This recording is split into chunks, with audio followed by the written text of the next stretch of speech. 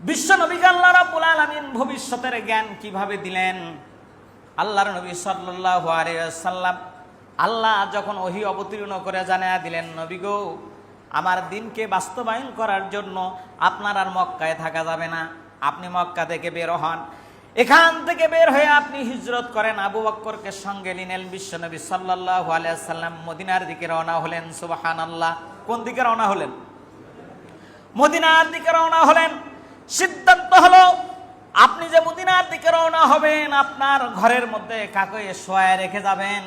আল্লাহর নবী সাল্লাল্লাহু আলাইহি ওয়াসাল্লাম নিজের জামাতা, ছোট্ট মেয়ের জামাতা হযরতে আলীকে ডাক দিয়ে বললেন, আলী, তুমি আমার ঘরের মধ্যে শুয়ে থাকবে। কোথায়?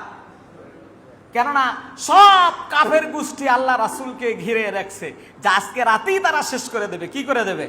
শেষ করে দেবে। কিন্তু আল্লাহ তাআলা বলেন, ওয়াইজ ইয়ামকুরু বিকাল্লাযীনা কাফারু লিইসবিতুকা আও ইয়াকতুলুকা আও ইখরিজুকা ওয়া ইয়ামকুরুনা ওয়া ইয়ামকুরুল্লাহ। বলেন আল্লাহু আকবার। ওগো নবীজি, তারা সিদ্ধান্ত নেয় আপনাকে শুলে চড়াবে, আপনাকে হত্যা করবে, আপনাকে দেশ থেকে বের করে দেবে।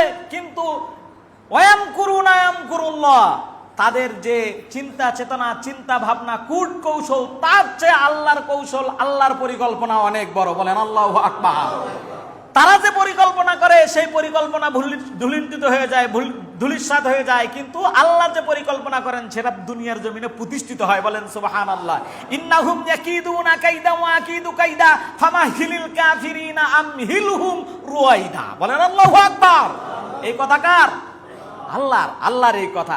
এটা সূরা তারিকের একেবারে শেষ নাম্বার আয়াতের ভিতরে পড়ে দেখবেন, আল্লাহ তাআলা বলছেন, ইন্নাহুম ইয়াকিদুনা কাইদা ওয়া আকিদু কাইদা। তারা করে কৌশল, তারা করে ষড়যন্ত্র, তাদের এই সব ষড়যন্ত্র, সব কূটকৌশল আল্লাহ রাব্বুল আলামিন ধুলিণ্ঠিত করে দেন, ভুলিণ্ঠিত করে দেন। আর আল্লাহ যে কৌশল করেন সেই কৌশলটাই দুনিয়ায় প্রতিষ্ঠিত হয়ে যায়। বলেন আল্লাহু আকবার। সম্মানিত ভাইরা আমার, সব ষড়যন্ত্র মোকাবেলা করে বিশ্বনবী সাল্লাল্লাহু আলাইহি সাল্লাম মক্কা থেকে মদিনার পথে যখন রওনা দিল, পরের দিন সকালবেলা টান দিয়ে দেখে বিছানায় মুহাম্মদ রাসূলুল্লাহ সাল্লাল্লাহু আলাইহি সাল্লাম নাই। গেল কোথায়, গেল কোথায়? কাফেরেরা হয়রান হয়ে গেল, খুঁজতে পাঠালো। মক্কার সেই সময় সবচেয়ে বড় যোদ্ধা ছিল সুরাকা বিন মালিক। নাম কি? সুরাকা বিন মালিক।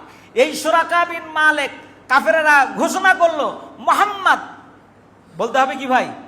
সাল্লাল্লাহু আলাইহি সাল্লাম, মুহাম্মদ সাল্লাল্লাহু আলাইহি সাল্লাম। কিন্তু তখন তো তাদের কাছে সাল্লাল্লাহু আলাইহি সাল্লাম নয়, তাদের কাছে কি সাল্লাল্লাহু আলাইহি সাল্লাম। তারা ঘোষণা দিলেন, মুহাম্মদ রাসূলুল্লাহ সাল্লাল্লাহু আলাইহি সাল্লামকে যে জীবিত অথবা মৃত্যু অবস্থায় যারা ধরে নিয়ে আসতে পারবে তাকে 100 লাল উট দেওয়া হবে। কত শত? 100। সুরাকা বিন মালিক একজন তখন মুসলমান হন নাই, তিনি লোভ সামলাইতে পারলেন না, তিনি খুঁজতে লাগলেন। খুঁজতে যখন তিনি দেখলেন মুহাম্মদ রাসূলুল্লাহ সাল্লাল্লাহু আলাইহি সাল্লাম মদিনার দিকে চলে যাচ্ছে, এমন সময় দেখতে পাইলেন দুইজন ব্যক্তি, আবু বকর আর মুহাম্মদ রাসূলুল্লাহ সাল্লাল্লাহু আলাইহি সাল্লাম। পিছন দিক থেকে অ্যাটাক করলেন। আল্লাহ রাসূল বললেন, হে সুরাকা, থামো, খবরদার এসো না। প্রথমবার সুরাকার ঘোড়া ডেবে গেল, পড়ে গেলেন অনেক দূরে। বুঝতে পারলেন নিশ্চয়ই তিনি মুহাম্মদ রাসূলুল্লাহ, আল্লাহর রাসূল। কার রাসূল? আল্লাহর রাসূল। কিন্তু লোভ 100 লাল উট। কত? 100 লাল উট। এই লোকটা যখন সামলাইতে পারছেন না, তখন পিছন দিক থেকে আবার উঠে তিনি আক্রমণ করলেন। এরকম একবার, দুইবার, তিনবার আল্লাহ রাসূলের কাছে মাপ চাইলেন। আবার তখন শেষবার পর্যন্ত যখন পরাজিত হইলেন, পাইলেন না, সুরাকা বিন মালিক বললেন, ইয়া রাসূলুল্লাহ, আমি তো আপনারা মারতে পারলামই না, তাহলে আপনি আমার জন্য কি কিছু দেবেন না? দেখেন আল্লাহ রাসূলের কি ভবিষ্যৎবাণী। তখন বললেন, হে সুরাকা, হে দুনিয়ার লোভী, যা। এই কথাই এসেছে সূরা কলমের ভিতরে, হে দুনিয়ার কুকুর, যা। মুসলমানেরা যখন পারস্য বিজয় করবে, সেই পারস্যের 12.5 কেজি সোনার মুকুট আমি তোরে দান করে দিলাম। কোথায়? কাফেরদের ভয়ে দেখেন মক্কা থেকে কোথায় চলে যাচ্ছে? মদিনায় চলে যাচ্ছে। আর পারস্য নাকি মুসলমানেরা বিজয় করবে, তারই সেই মুকুটটা দান করে দিলেন আল্লাহ রাসূল সাল্লাল্লাহু আলাইহি সাল্লাম।